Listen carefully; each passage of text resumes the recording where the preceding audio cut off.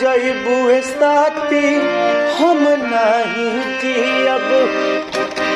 गांजा ना छुअब हम ता भंगिया ना पियब पुरुष जइबू साथी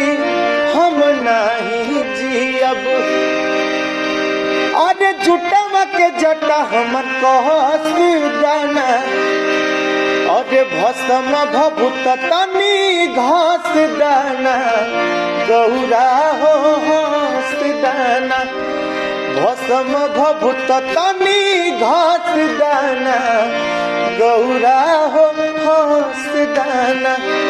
कतही जालू छन भर खाते दुख बढ़ेला दूना हो ई कैलाश भी पावन लागे लागे सुना सुना हो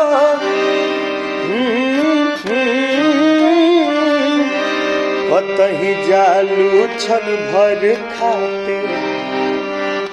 दुख बढ़ेला दूना हो ई कैलाश भी पावन लागे लागे सुना सुना हो अरे जुटवा के जटा हमर कहस दाना अरे भस्म भभूत तनी घास दाना गौरा हो हंस दाना